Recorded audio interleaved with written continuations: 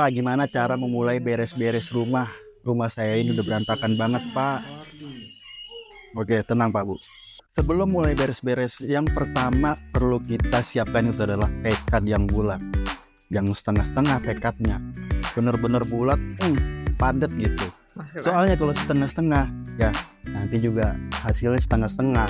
Angin-anginan gitu. Baru beresin setengah ruangan, udah capek, selesai, habis itu tinggal berantakan lagi berikutnya.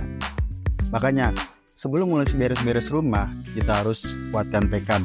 Kenapa? Karena beres-beres ini gak cuma sekadar pindah-pindahin barang, gak cuma sekadar geser-geser barang. Ini adalah gimana kita ikhlas melepaskan keterikatan kita terhadap barang-barang itu. Yang kedua, untuk tekadnya udah bulat. Nah, sekarang kita mulai pantau nih area mana yang mau kita bersihin di rumah. Oke?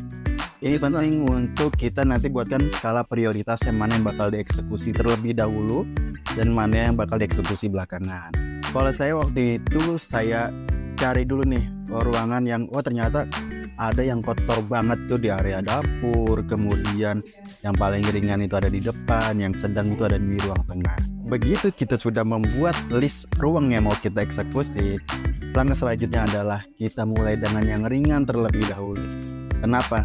Karena kalau kita mulai yang berat udah capek duluan, itu berikutnya udah males, Pak, Bu. Bener.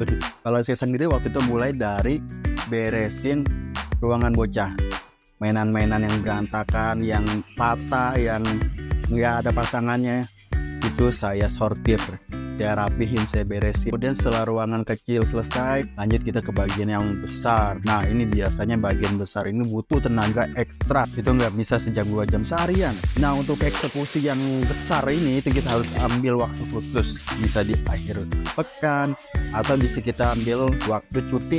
Soalnya kenapa itu nggak bisa diambil sambil gitu. Untuk eksekusinya, nah kita harus siapkan 3 wadah.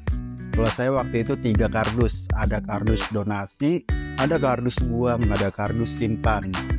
Kenapa harus kita buat kategorisasi itu? Itu untuk memudahkan kita dalam menyeleksi barang. Misalnya, ternyata barang ini udah tidak layak lah, itu harus saya buang. Kemudian masih ada barang yang layak nih. Nah, itu itu ada 2 barang yang layak, itu bisa kita donasiin atau bisa kita simpan. Kalau udah lama banget nggak dipakai tapi masih bagus, itu lebih baik didonasiin. Kalau saya sih gitu. Nah, adapun barang yang masih bagus dan masih kita pakai, itu kita simpan aja. Kalau yang sudah nggak kita pakai sama sekali bertahun-tahun tapi masih bagus, mendingan didonasiin aja.